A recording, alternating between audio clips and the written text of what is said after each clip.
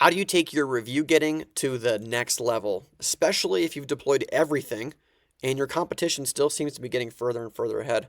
Or worse yet, you're later in the market than they are and they've got a huge head start. How can you close that gap? Well, it's going to take something drastic, and that's what I'm going to share with you in this video. Some advanced review getting strategies. One in particular that my clients use over and over again to have short sprints, big bursts of new reviews 2 to 3 times per year. It all comes down to one great strategy. In this video, I'm going to tell you what that strategy is. I'm going to break it down and tell you what to do to execute it and all the steps that are involved. And then I'm going to finish up with some what not to do's, because this can fail famously if you're not prepared going into it with the right foresight for the future. So if you've mastered the basics, this is for you. If you've already watched my video, 4 easy ways to get more reviews, then you're ready for this one, especially if you're executing at a high level in all those areas. If you haven't, I would start there, because you're not going to get as much traction here if you're not doing the basics at a high level. The last piece before we jump into all this content today is that you must have a team for this to be effective. You've got to have at least a few trucks on the road and crews working on their own. The more people that you have in your organization, the more effective this is on a person to review ratio. So just know that this gets more and more powerful the more that your business grows and the more consistent you are with executing this a couple times a year. So with that, let's jump into it. We're talking about team contests. This is internal to your business.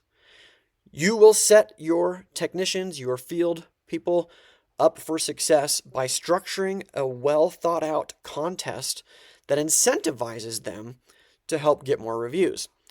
So we have seen this more than double what companies expect on a regular basis, a job to review ratio. Okay, with automation, you can get about 15% of people leaving you a review.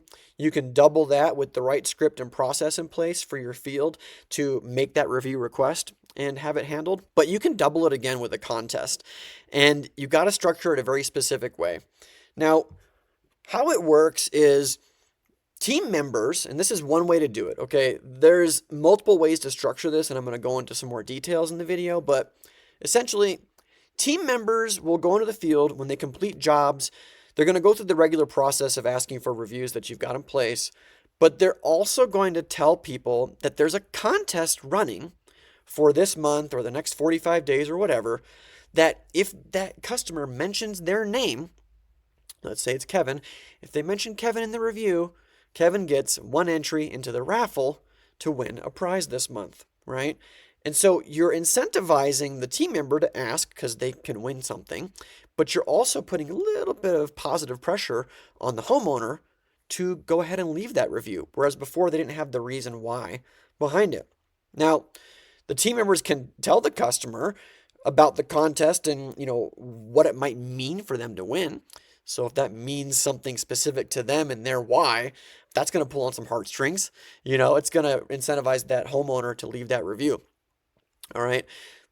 They're also going to, and I mentioned this in the other video, they're going to have an easy way for the customer to leave a review. So you should already be doing this. So it's a QR code on a business card. It's one of those, dot cards, or like I think it's NFC is the technology, NFC enabled cards that people can scan and then just take them to leave a review. Throughout the contest itself, I recommend, by the way, about 60 days at the most to run this contest. You're going to keep it top of mind with the rest of your team. So you're going to have your all hands meeting once a week. You might even have a group chat set up where you're going to be announcing maybe daily or weekly the results of the contest and who's ahead, and maybe like a little leaderboard. And then you're going to reward the team members who succeeded and recognize and praise them publicly. So it's at that all hands meeting, or if everybody's, spread out in the field, you will do it in that group text message. You might even share it on social media. Somebody won an award this week, but you don't have to do that. Some way to recognize and let everybody else see the recognition that this team member is getting for winning is a really important element to this working well. So now that you know a little bit about how it works, let's talk about what you need to do. Okay? How to set this strategy up for success.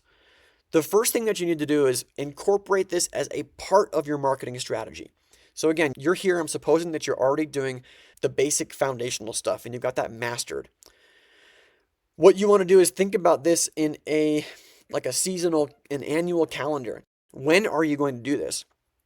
I think it's to your advantage to do this during the busiest times of the year because people are going to be locking down tons of reviews and there's a lot of excitement that can build through the busier seasons. So that might be 2 times a year, it might be 3 times a year. It really depends.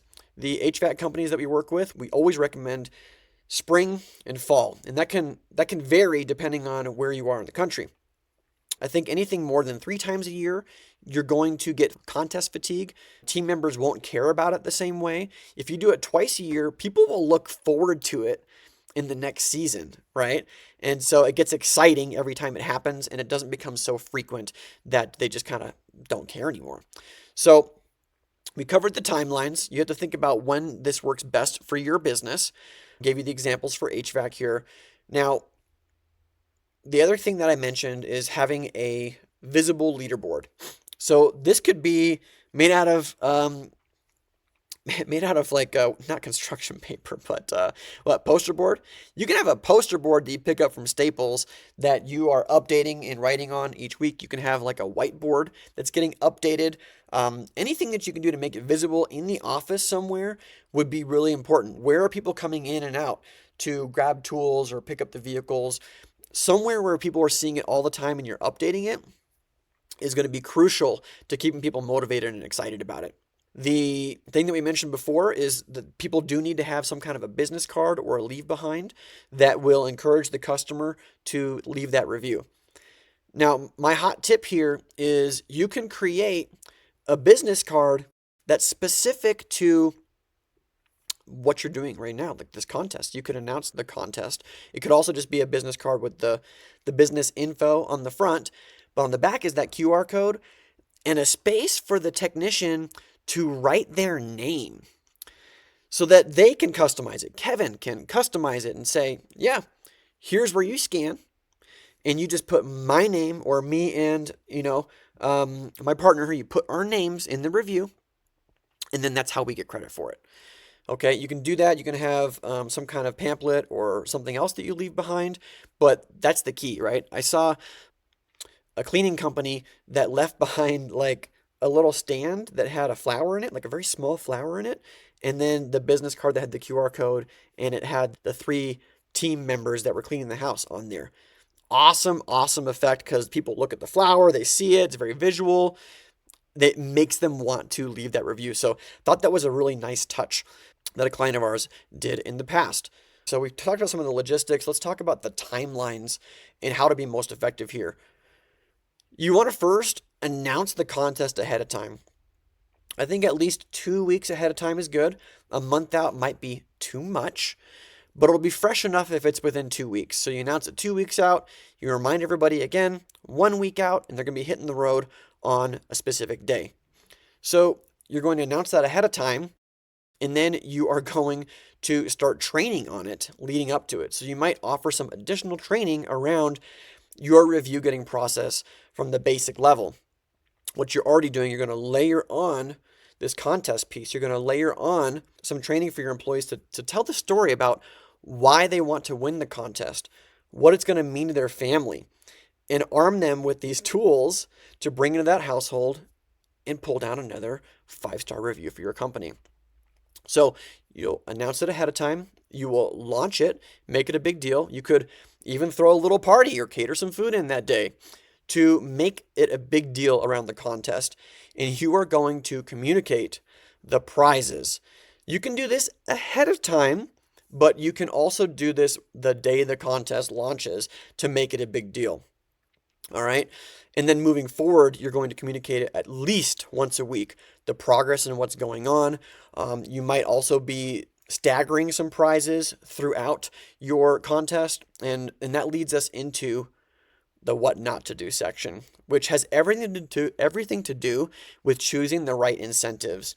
So you know this as the owner of a business with sales running through your blood on some level. People will always find a way to max out the incentive. There's somebody in your crew who knows how to max out your incentives, and you want to build them in such a way that, yes, they are rewarding, but number two, they can't like take advantage of you if you forgot about something. I've just seen this go wrong where somebody maxes out the incentive plan and the business owner didn't think about it totally, what it would look like if somebody did it. And then they're forking out big checks, big prizes, maybe things that they really didn't want to do. This is going to save you some of the headaches, okay? So really figure this out well in advance. I have a couple thoughts on prizes. I think that having some kind of physical grand prize can be very exciting. Like that could be the TV, it could be a sweet cooler. Like, what is your crew going to care about and go nuts about? You could pick a physical prize. You could also very well, get an experience for everybody to buy into, right? I think this is kind of hit or miss. Like, let's say you were going to take somebody to the local like you're going to get them Dave and Buster's, party for four and put that together. Well, some of the folks in your office are not going to care about that prize. And so it's kind of like hit or miss. I think that gift cards can be powerful. And I think if you're going to go the gift card route, you just get them a Visa gift card. Make it about the money that they can spend on themselves and their family that's not coming directly from their check. Here's how I would structure it, and here's what we've seen to be really effective. And you can take different spins on this, but I think it's pretty exciting. So the first thing that you want is you want a grand prize, like a first place, second place, third place that runs the entire length of the contest. The upside of this is that there's a lot of competition, especially if the prize is really good. The negative side of this, running the top 3 prizes, is that there can be like an anything goes mentality, right? Some people will go really hard on it and they'll find some ways to work around the rules, like getting friends and family members to leave reviews. Like, is that legit or not? You might specify that. Also, when you run a contest with top 3 and you've got leaderboards going, at some point during the contest, your 3 winners are breaking away from the pack, and everybody else can kind of give up or stop caring. So that happens. But that's why I think you should take a 2-pronged approach to your incentive. All right. You can implement a grand prize lottery, or you can implement a weekly lottery. So here's how that would work. A grand prize lottery can be based off of the number of reviews that somebody earns, can give them a certain number of entries. So everybody feels motivated by the chance to win. But the negative side of this is people can take their foot off the gas a little bit and not work as hard, right? I've got 15 entries. I mean, what good is going to be getting, another 10 more? Like, maybe I don't care. I think that's why the weekly lottery is the most effective way to supplement this top 3 winners that we've been talking about already. What this looks like is breaking down some smaller prizes. So this could be, one $50 gift card given per week that's based on who produced that week. So you can do it like the lottery, like number of entries puts you in the hat for like a percentage chance to win. Or you could do it with just a straight lottery where everybody that qualified that week, got at least one, now has a chance to win. So what does that look like? Well, the pros of it is that people stay committed from week to week. I didn't win last week, but I could win this week. So I'm going to keep trying. The negative side of this approach that I think is compensated for by having the top 3 grand prize winners, the weekly lottery doesn't incentivize top performers to go hard, right? Especially if each person earns 1 entry when they get a review that week. Top performers don't care at that point. They're not going to push hard. So I hope you think about these things before you roll them out. If you go cheap on your incentives, you're not going to get the same result. If you want to get creative about it, you certainly can. But just remember that not everybody's going to love a specific prize unless you really know your people well and everybody's gunning for something. I would just be really cautious about choosing a specific item or an experience that you're gifting people. Okay? So I want to summarize some of the key points that we talked about today. You want to use seasonality with this. Don't run it all the time. You've got to do some specific training on how people are going to execute. Arm them with the physical documents and resources to be effective at asking and getting that review. We talked about all those different things. You want to share those results with the team. So you want that leaderboard, again, very visible, make it a central part of your meetings, and you want a place maybe like a group text that you can share the results on an ongoing basis. And finally, we went over the structure and what not to do with your incentives. We think that one of the best and most effective ways is to have a top 3 winners over your 60-day contest, and that you would have a lottery on a weekly or bi-weekly basis to keep people engaged. So if you got some value out of this advanced review getting strategy, there is so much more that we can provide to you at Digital Harvest, things that are working for other clients that we can bring to you that will work in your business and help you take things to the next level. So if you want more access to stuff like this, you want to raise the bar, generate more traction for you, help the business continue to grow, reach out to us. Get a strategy session, see if what we're doing right now could help your home service business grow in 2025 and beyond. Stuff is changing so fast. It's things like this that you put into place operationally that'll make a big difference for your online reputation in addition to the actual marketing that you're doing.